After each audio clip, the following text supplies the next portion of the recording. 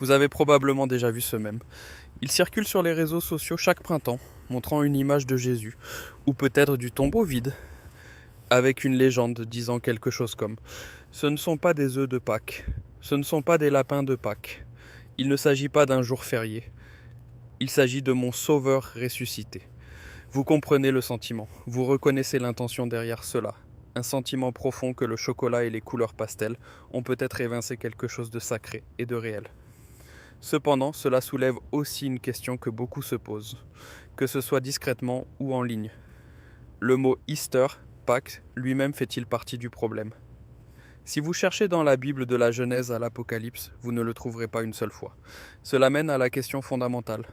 Comment nous sommes-nous retrouvés avec une fête au centre absolu de la foi chrétienne, dont le nom n'apparaît pas dans les Écritures chrétiennes? Et cela a-t-il de l'importance? Il ne s'agit pas seulement d'une question de vocabulaire, c'est une question d'origine.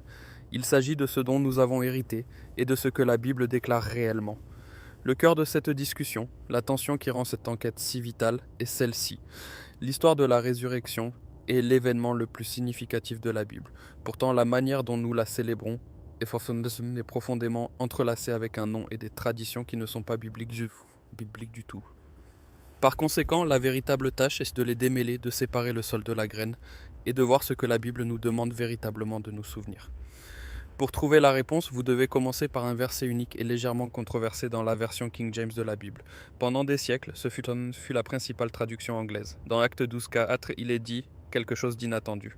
Le contexte implique le roi Hérode arrêtant l'apôtre Pierre, prévoyant de l'exécuter pour plaire aux chefs religieux. Le verset dit « Et quand il l'eut appréhendé, il le mit en prison, ayant l'intention après Pâques, Easter, de le produire devant le peuple. » Voilà. La seule fois où le mot Easter apparaît dans une Bible anglaise grand public. Pendant des années, les gens ont cité cela comme l'ancrage biblique de la fête. Mais voici le problème. Le mot grec original que les traducteurs de la King James ont rendu par Easter est Pacha. Si vous connaissez les langues bibliques, si vous connaissez des langues bibliques, ce mot peut vous sembler reconnaissable. C'est la translittération grecque du mot hébreu Pessah, qui signifie Pâques. En fait, le mot Pacha apparaît 29 fois dans le Nouveau Testament. Dans 28 de ces cas, les traducteurs de la King James l'ont rendu par Passover, Pâques. Ce n'est que dans Acte 12:4 qu'ils ont choisi Easter. Pourquoi? Certains défenseurs de la traduction soutiennent que c'était intentionnel, soulignant que le verset 3 dit que cela s'est produit pendant les jours des pains sans levain. Comme cette fête commençait techniquement le lendemain de la Pâque, ils soutiennent que Hérode devait attendre une fête païenne différente, que les traducteurs ont appelée Easter. Que les juifs. Cependant, la grande majorité des érudits modernes et pratiquement toutes les traductions modernes, de la NKJV à la NIV en passant par l'ESV, considèrent cela comme une simple erreur de traduction. Ils traduisent le mot dans Acte 12:4 par Pâques, tout comme ils le font partout ailleurs. La vérité toute simple est que l'événement biblique correspondant à la résurrection n'est pas un festival appelé Easter. C'est la Pâque. L'Église primitive n'avait même pas de nom distinct pour cela. Pour eux, la commémoration de la mort et de la résurrection de Jésus était simplement l'accomplissement chrétien de la Pâque. Ils l'appelaient Pascha. En fait, dans la plupart des langues du monde aujourd'hui, le nom de la fête reste une variante de Pascha, comme Pâques en français, Pascua en espagnol et Paaska en danois. Le monde anglophone est l'exception. Alors, d'où vient le mot anglais Easter? L'explication la plus largement citée vient d'un moine et historien anglo-saxon du 8e siècle connu sous le nom de Bède le Vénérable. Dans son ouvrage Le calcul du temps, Bède a écrit que le mot anglais s'est développé à partir d'Eostre ou Julie, le nom d'une déesse anglo-saxonne païenne du printemps et de la fertilité, dont la fête était célébrée au mois d'avril. Pendant longtemps, Bède était la seule source ancienne mentionnant cette déesse, ce qui a conduit certains érudits à penser qu'il aurait pu l'inventer. Mais ensuite, en 1958, des archéologues en Allemagne ont découvert plus de 150 inscriptions votives du IIe siècle, après Jésus-Christ, dédiées à un groupe de déesses appelées les Matronae Austriaenae. La connexion linguistique avec Éostre était convaincante. suggérant que Bède rapportait probablement une tradition païenne authentique, bien que localisée. Lorsque le christianisme atteint les anglo-saxons, le nom de l'ancienne fête du printemps a simplement été transféré à la nouvelle célébration chrétienne de la résurrection, qui avait également lieu au printemps. Le nom est resté. C'est là que les choses se compliquent, car ce n'est pas seulement le nom qui a été transmis. Avec le nom Éostre sont venus certains de ses symboles. Les plus célèbres sont le lapin et l'œuf. Les lièvres et les œufs étaient des symboles antiques de fertilité et de vie nouvelle dans de nombreuses cultures pré-chrétiennes liées au renouveau du printemps. Le lien avec Éostre est quelque peu flou, basé principalement sur le folklore, mais l'association de ces symboles avec les festivals de printemps est indéniable. Comme le dit carrément un historien, toutes les choses amusantes concernant Pâques sont païennes. Le nom, les lapins, les œufs, rien de tout cela ne se trouve dans la Bible. Ce sont des vestiges culturels, des échos d'une vision du monde pré-chrétienne qui ont été absorbés dans la célébration moderne. Alors, si le nom et les symboles ne sont pas bibliques, qu'est-ce qu'il est? Quel est le véritable fondement scripturaire de ce que nous célébrons? La réponse est tissée à travers toute la Bible, et elle commence bien avant le tombeau vide. Elle commence par la Pâque. L'histoire se trouve dans Exode 12. Dieu est sur le point de délivrer Israël de 400 ans d'esclavage en Égypte. La plaie finale était la mort des premiers-nés, mais Dieu fournit un moyen d'évasion. Chaque famille doit prendre un agneau parfait et sans défaut, le sacrifier, et peindre son sang sur les poteaux de la porte de sa maison. Cette nuit-là, l'ange de la mort passerait par l'Égypte, et quand il verrait le sang, il passerait par-dessus cette maison, et le premier-né à l'intérieur serait en sécurité. Ce n'était pas seulement un événement ponctuel. Dieu a ordonné à Israël d'observer la Pâque chaque année comme un mémorial de leur rédemption dans Exode 12, 14. C'était l'histoire fondatrice de leur identité. Pendant 1500 ans, ils ont fait exactement cela. Chaque année, un agneau était immolé. Chaque année, ils se souvenaient de leur délivrance. C'était une répétition générale, une prophétie en action.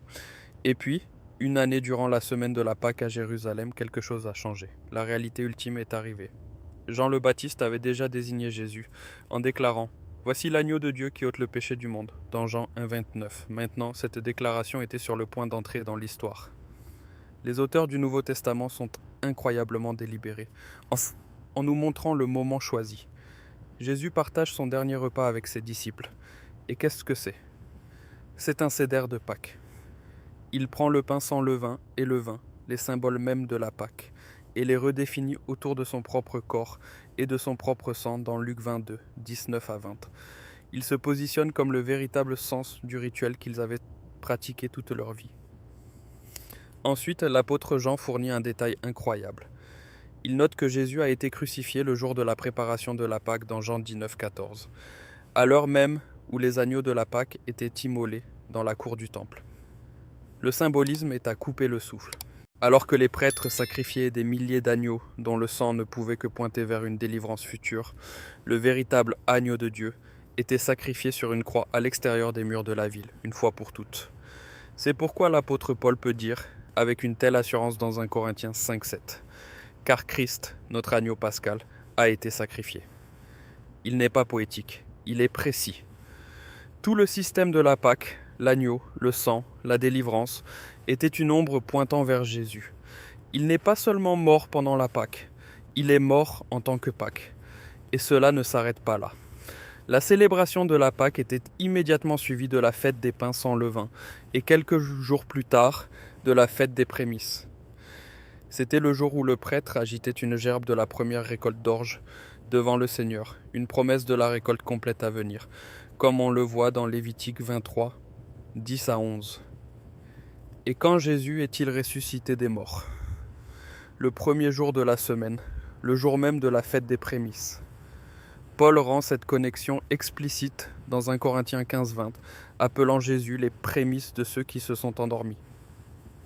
Sa résurrection n'est pas seulement un miracle autonome, c'est la garantie de notre résurrection. Il est la première gerbe d'une grande récolte de tous ceux qui seront ressuscités pour la vie éternelle à cause de lui. Le timing n'est pas une coïncidence, c'est un rendez-vous divin. Tout le calendrier des festivals de l'ancien Israël était une feuille de route pointant vers la mort, l'ensevelissement et la résurrection du Messie. Ainsi, quand les gens demandent si Pâques est dans la Bible, la réponse est non, pas le nom, mais l'événement. L'événement est le socle de tout le récit biblique. La résurrection est préfigurée dans la Pâque, promise chez les prophètes, consignée dans les 4 évangiles, Matthieu 28, Marc 16, Luc 24, Jean 20, expliquée dans les épîtres et célébrée dans le livre de l'Apocalypse. C'est le centre de gravité théologique de la foi chrétienne. Comme le dit Paul, si Christ n'a pas été ressuscité, votre foi est vaine. Vous êtes encore dans vos péchés. Dans 1 Corinthiens 15, 17. Tout dépend de ce seul événement. Si cela commence à éclairer certains points pour vous, si vous voyez la conception du texte d'une manière nouvelle, la chose la plus utile que vous puissiez faire est de vous abonner et de laisser un commentaire. Même un seul mot dans les commentaires aide d'autres personnes à trouver cette conversation. Alors, comment sommes-nous passés de la riche compréhension centrée sur la Pâque de l'Église primitive au dimanche de Pâques que nous connaissons aujourd'hui ? Le changement s'est produit progressivement, poussé par un désir de créer une identité chrétienne distincte de ses racines juives. Au IIe siècle, un débat majeur a éclaté, connu sous le nom de controverse quartodécimane. Quartodéciman est juste un mot latin signifiant quatorzième. Le débat portait sur le moment de célébrer la Pacha. Certains chrétiens, particulièrement en Orient, insistaient pour la célébrer le 14e jour du mois hébreu de Nisan, la date réelle de la Pâque, quel que soit le jour de la semaine où elle tombait. D'autres, particulièrement à Rome, soutenaient que la célébration devait toujours avoir lieu un dimanche, le jour de la résurrection. Le débat a couvé pendant des décennies jusqu'au premier concile de Nicée en 325 après Jésus-Christ. Convoqué par l'empereur romain Constantin, le concile cherchait à unifier la pratique chrétienne à travers l'Empire. Ils ont statué que la célébration de la résurrection devait avoir lieu un dimanche, et ils ont établi une formule pour la calculer. Le premier dimanche après la première pleine lune, suivant l'équinoxe de printemps. Cette décision a officiellement et définitivement rompu le lien entre la célébration de la résurrection et son ancrage dans le calendrier biblique de la Pâque. Dans une lettre encourageant l'adoption de la datation nicéenne, Constantin a écrit explicitement sur la nécessité de se séparer des coutumes juives. L'objectif était de créer un festival exclusivement chrétien. Au fil des siècles, alors que l'Église grandissait en Europe, ce festival désormais désamarré a commencé à absorber les coutumes printanières pré-chrétiennes locales, comme le nom éostre et ses symboles de fertilité. La Pâque biblique est devenue un Pâque chrétien. Cette histoire n'est pas qu'une simple anecdote, elle révèle un modèle. L'événement original était profondément ancré dans les écritures hébraïques. Son sens a été déverrouillé en voyant Jésus comme l'accomplissement de l'agneau de la Pâque et les prémices d'entre les morts. Mais alors que la célébration était détachée de ses racines bibliques, elle est devenue une sorte de contenant culturel capable d'être rempli d'autres significations, d'autres symboles et d'autres traditions. Les lapins et les œufs ne sont pas seulement un divertissement inoffensif. Ils sont le signe de ce qui arrive lorsqu'un événement biblique est déconnecté de son contexte biblique. Alors, qu'est-ce que cela signifie pour nous ? Comment naviguer dans tout cela ? Rejetons-nous le nom Pâques ? Refusons-nous de laisser nos enfants chercher des œufs ? La Bible ne nous donne pas un manuel de règles pour cela, mais elle nous donne des principes. L'histoire de la résurrection n'est pas l'histoire d'une nouvelle fête religieuse remplaçant une ancienne. C'est une histoire d'accomplissement. Jésus n'est pas venu pour abolir la Pâque, il est venu pour la remplir de son sens ultime. Le sang de l'agneau sur les poteaux de la porte était une délivrance historique réelle. Mais c'était aussi un jalon pointant vers le sang de l'agneau ultime qui délivrerait toute l'humanité de l'esclavage du péché et de la finalité de la mort. L'aboutissement théologique ici est profond. Quand nous voyons la résurrection à travers le prisme de la Pâque, tout change. Ce n'est plus seulement un événement miraculeux unique qui s'est produit un dimanche il y a 2000 ans. Cela devient le point culminant d'une histoire que Dieu racontait depuis des siècles. C'est le moment où toutes les ombres cèdent la place à la substance, quand toutes les promesses trouvent leur oui en Christ, comme indiqué dans 2 Corinthiens 1,20. Cela relie l'agneau de l'Exode à l'agneau sur le trône dans l'Apocalypse. Cette compréhension sauve également l'événement d'être juste une histoire sur notre salut personnel et le recadre comme une histoire sur la rédemption cosmique. La Pâque concernait Dieu libérant une nation d'un empire maléfique. La résurrection concerne Dieu libérant l'humanité de l'empire du péché et de la mort lui-même. C'est un acte de nouvelle création. Tout comme Dieu a apporté l'ordre au chaos dans Genèse 1 ce dimanche matin-là, il a fait sortir la vie du tombeau, inaugurant une nouvelle création qui englobera un jour un nouveau ciel et une nouvelle terre. C'est l'image biblique. Elle est plus grande, plus profonde et plus connectée qu'un simple jour férié appelé Pâques. La réponse de la Bible à notre question n'est pas de nous donner un nouveau nom pour un festival. C'est de nous inviter dans une histoire. Une histoire qui commence avec un peuple secouru en Égypte et culmine avec un sauveur ressuscité dans un jardin. Le principe biblique ne concerne pas le nom que vous donnez au jour, mais ce dont vous vous souvenez ce jour-là. Et ce que la Bible nous demande de nous souvenir est la Pacha, la Pâque, le moment où la mort est passée par-dessus nous parce que l'agneau de Dieu s'est tenu à notre place. C'est un peu comme trouver une magnifique photo ancienne d'un être cher. Imaginez que pendant des années vous l'ayez gardé dans un cadre en plastique bon marché, acheté dans un magasin de remise. Le cadre est coloré, peut-être un peu criard. Il ne correspond pas vraiment à la photo, mais c'est le cadre que vous avez toujours eu. Un jour, quelqu'un qui connaissait votre être cher la voit. Ils vous disent « Vous savez, la personne sur cette photo était un menuisier expert ». Ils ont en fait construit un cadre sur mesure pour cette image même, sculptée dans un morceau de bois de leur maison d'enfance. Il se trouve dans une vieille boîte au grenier. Alors vous allez le trouver. Vous le dépoussiérez. Le cadre est simple, élégant et rempli de sens. Chaque sculpture raconte une partie de l'histoire. Quand vous retirez la photo du cadre en plastique bon marché, et que vous la placez dans celui qui a été fait pour elle, l'image ne change pas, mais la façon dont vous la voyez change complètement. Vous la voyez dans son contexte approprié. Vous comprenez ses origines, son histoire, sa véritable profondeur. Le cadre en plastique criard n'était pas maléfique, mais c'était une distraction. Il vous empêchait d'apprécier toute l'histoire. Le cadre original, le contexte biblique de la Pâque, ne change pas la résurrection, mais il nous laisse la voir pour ce qu'elle est vraiment.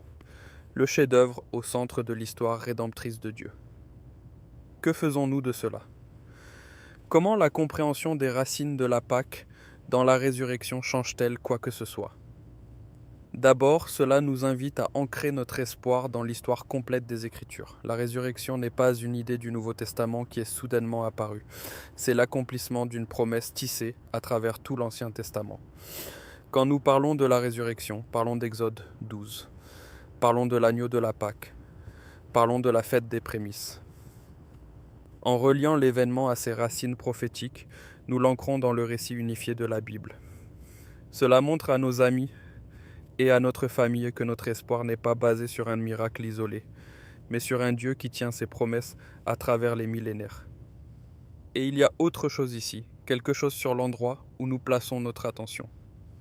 Une telle part de la célébration moderne de Pâques, même à l'Église, est focalisée sur le tombeau vide. Et c'est une vérité glorieuse et essentielle. Mais l'accent biblique, particulièrement dans le livre des Hébreux, n'est pas seulement sur un tombeau vide, mais sur un trône occupé. Hébreux nous dit qu'après que Jésus soit ressuscité, il est monté au ciel et a commencé son travail en tant que notre grand prêtre dans le sanctuaire céleste. Son travail ne s'est pas terminé à la croix ou au tombeau vide. Il continue aujourd'hui. Il intercède pour nous, médiatise pour nous, appliquant les bénéfices de son sacrifice à nos vies. Quand nous célébrons la résurrection, nous ne célébrons pas seulement un événement passé, mais une réalité présente. Nous avons un Sauveur vivant qui travaille activement en notre faveur. Mais peut-être que la partie qui me marque le plus est l'appel à vivre comme le peuple du nouvel Exode. La première Pâque marquait le début d'un voyage de l'esclavage à la terre promise. Notre Pâque, la résurrection de Jésus, marque aussi le début d'un voyage. Nous sommes rachetés de l'esclavage du péché et sommes maintenant des pèlerins sur notre chemin vers la terre promise de la nouvelle terre. Cela signifie que la résurrection n'est pas seulement un fait à croire, c'est une réalité à vivre. C'est un appel à marcher en nouveauté de vie, comme le dit Romains 6,4, à laisser les anciennes voies de l'Égypte derrière nous et à vivre comme citoyens du royaume que Jésus a inauguré ce dimanche matin-là. La question n'était jamais vraiment à propos du mot Pâques, il s'agit de l'histoire que nous racontons. Pendant des siècles, le monde anglophone a raconté une histoire nommée d'après une déesse de l'aube, décorée de symboles de fertilité printanière. C'est une histoire qui est devenue détachée de ses amarres bibliques. Mais la Bible raconte une histoire différente. C'est une histoire de Pâques, une histoire de Pascha. C'est l'histoire d'un agneau dont le sang sauve. Une histoire de délivrance de l'ultime empire de la mort. Une histoire des prémices d'une nouvelle création. Elle ne vient pas avec des lapins et des œufs. Elle vient avec du pain sans levain et une coupe de vin. Elle vient avec une promesse que parce qu'il vit, nous aussi vivrons. C'est l'histoire que la Bible raconte. Et c'est une histoire qui n'a pas besoin d'un nom païen pour lui donner du pouvoir. Son pouvoir vient du tombeau vide et du roi ressuscité. Si cette exploration a changé la façon dont vous regardez les traditions dans votre foyer, s'il vous plaît, abonnez-vous et aimez la chaîne. Nous creusons profondément dans l'histoire qui a souvent été négligée ou cachée. Grandissons ensemble dans la compréhension. Le prochain chapitre de notre voyage sera partagé très bientôt.